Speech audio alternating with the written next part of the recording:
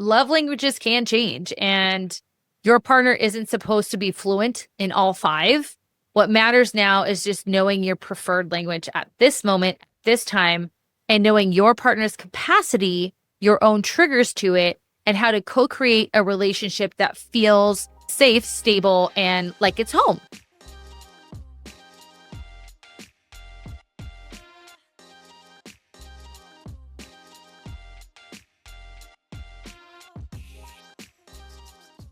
Welcome to Dating Deja Vu, the podcast where we talk about your patterns, your pitfalls, and your personal growth in modern dating. I'm your host, Christina Hathaway, marriage and family therapist and dating and relationship expert. And today we're looking at love languages in 2025, updated, upgraded, and way more honest. So if your dating and love life looks a lot of bit of the same, it might be deja vu, but it also might be you. So let's figure it out together. What is up, Deja crew? Welcome back. Welcome back. I am so excited to talk about this today because I was listening to the Vile Files and he always is talking about love languages, love languages. And for people my age, they understand love languages. I'm not sure about the younger generation. So I wanted to talk about love languages, what they are, and then kind of upgrade them for today's culture and modern dating era. So the 5 love languages, we should know them, or at least we think we know them. So we have acts of service, words of affirmation, quality time, physical touch, and gifts. The concept exploded in the 90s with Gary Chapman's book on love languages, and it has since been quoted on Instagram more than any other relationship idea out there, which is sad because John Gottman has so many good nuggets based in research, but we're using the love languages. That's fine. But to be real, your life, relationships, your expectations, they evolve. They evolve over time, and yet the language used to express them rarely evolves. It doesn't catch up.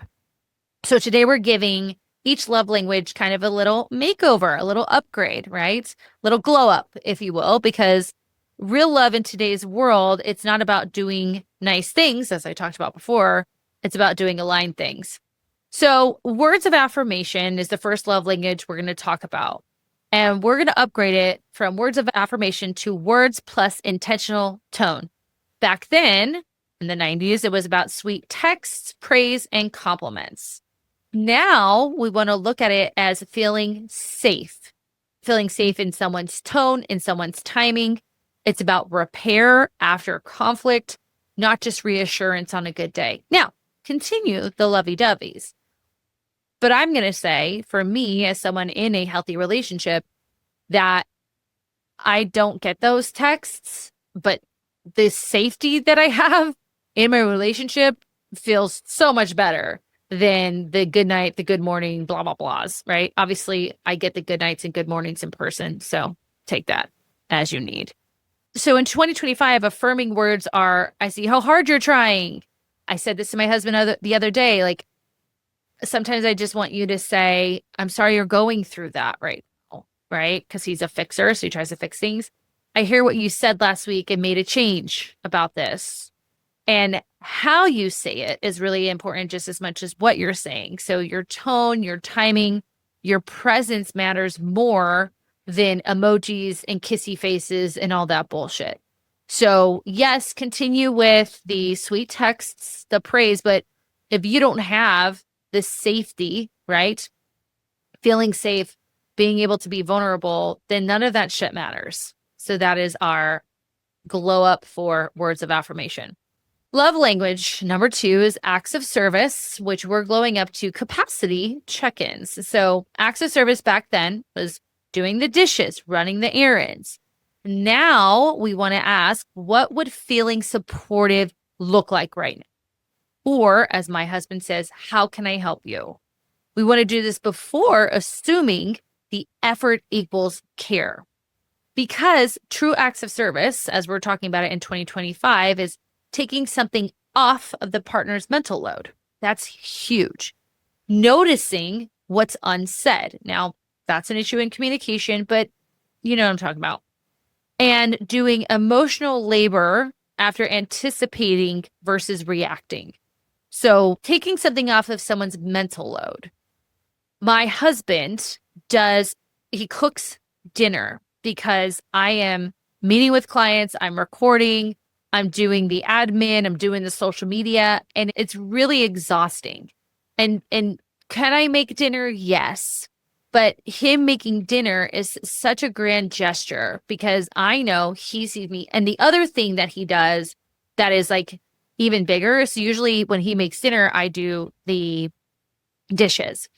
But this past week was just terrible. I was working way long hours because of a transition in my other company. And he also did the dishes. And that was really nice. So it wasn't necessarily like this acts of service of like, I'm doing this to say, look at, give me a gold star. It was like, I see you. What is being unsaid right now? You are mentally taxed. Let me take this off of your plate. And if it is, again, that emotional labor, like we're saying, it's looking at, okay, how could this be helpful for us right now? Not just, did you see me? I did good, which I think a lot of times people use acts of service as that, but it doesn't mean anything to the other person. They may be, their love language may be acts of service, but you can see that difference between I did this, look at, I'm a good boy or girl versus I see you and I took this off your plate. So that's our glow up for acts of service. And just one note on that is I had one little note here. And of course, I have my little quotes is that real love isn't just shown through acts of service, it's felt in the relief of being understood. So just wanted to throw that in there. Okay. Love language number 3 is quality time. And we're glowing up to undistracted presence. Back then, dinner dates, vacays, movie nights, all the things. Yes, we should still be doing those. But now it's showing up without multitasking your affection. In today's day and age, quality time, y'all are considering quality time sitting next to each other, looking at your phone, scrolling away. Maybe you send a gift here and there or something funny. That's not quality time. We're on vacation, but he's golfing and she's getting a massage. That's not quality time. Now, we should still get the massage. I'm getting a massage this weekend. I cannot wait. For our glow up, the modern quality time is putting your phone down, looking at each other. I know, weird. Eyes up, eye contact. Choose depth over duration.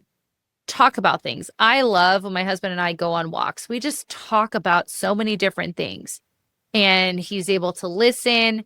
Sometimes it's just me talking and me processing. And then I'm like, oh, I learned this about this today. So sometimes it's just listening. Making 10 minutes count more than 10 hours of zoning out together. We zone out together. When at the end of the day, we watch some trash reality TV and we zone out together. I don't consider that quality time. Sometimes if I am like laying on him, I feel like it's a little bit more connected, but it's those moments where we're sitting and we're talking. It might be a short 20-minute walk, right? Versus the hour show. That is a bit more quality over quantity, right? Because presence isn't just being there. It's about how you're there during those times. So really, really a distinct difference. So that's our glow up for quality time. Last 2. So love language number 4 is physical touch. And of course, I was going to say it. Our glow up is safe, consensual, physical touch, regulated touch. Back then, hugs, kisses, holding hands. Yes, do all of that. But knowing when touch is healing and when it overwhelms your partner is important. So a lot of y'all have gone through some shit, right? And for some of you, like I have a couple clients that hugging in certain times makes them feel icky. It does not make them feel good. And obviously, if physical touch is your love language, it's probably not you, but you may not even be recognizing it, that there's a bit of discomfort with. And I think that with touch, hugs and kisses and holding hands is wonderful, but even thinking about like, where is each appropriate? So in 2025, we want this kind of informed touch, like asking before assuming, would a hug help right now? Because it might not help, right? So ask the question. Notice your partner's body language, not just your own urge to like love and touch and kiss and crawl into their skin. And understand that touch is about connection, of course, not control. I was listening again to the Vile Files. I listen to them all the time. Nick Vile, if you're listening, I'd love to be on your podcast network. And he was talking about how it was his wife's It was Mother's Day, and he allowed her, as she says, to crawl in each other's skin for 90 seconds. And he hates it. She would literally just like to cuddle all over him and be in his skin. And he, on the podcast, talks about how he does not enjoy that. And she has to ask permission, and it has to be at a certain time and all of that. And, when the time is right, he allows for it. When it's not right, he sets a boundary. And I think that's important for you guys to know, because touch now includes sensitivity. It includes timing. It includes consent. And when I'm talking about consent, I'm not just talking sexually. I'm talking about, is it okay to touch in this moment? And obviously, as you know your partner, you're going to learn when it's okay. But there will even be situations in couples who've been together for decades where the situation at hand is just too much. It's too overwhelming. And that might be a moment to be like, can I give you a hug right now? Do you want a hug right now? Is a hug appropriate right now? Ask the questions. And number 5, our last love language was gifts. So we're glowing it up to intentionality, not expense. So back then, jewelry, flowers, surprises, romantic trips, all the things. I love a good gift. I will not turn down a gift. But now if the gift says we want the gift to say, I was thinking about you and what you care about. I care about name brand bags and shoes. I do care about that. So please, Mark, if you're listening, send it over. But also, I care about the little things, right? I think about my husband. This was a long time ago. He bought me a really nice watch. And now, yes, that was an expensive gift, but the meaning behind it meant more. You're doing all of these recordings and you're getting a lot of publicity. I want you to have this nice watch that goes with your presence and your look and all those things, right? He will buy me flowers, but it's always intentional. It's like, well, we're working really hard, or I know this week's been a hard week. And he knows I love flowers, so that helps. But it's always the flowers and then the explanation to why. And the explanation to why almost means more than the flowers, okay? So our glow up for gifts, our modern gift giving, is sending the favorite snack, right, on a hard day. Really intentional, specific. Saving a meme that made you think of them. I love when my husband sends me memes. It's my fave. And creating memory-based gifts, not just material ones. And memory-based gifts don't need to be elaborate vacations. They can be a walk, as I talked about earlier. It's less about the price tag and more about the emotional connection and precision around that gift.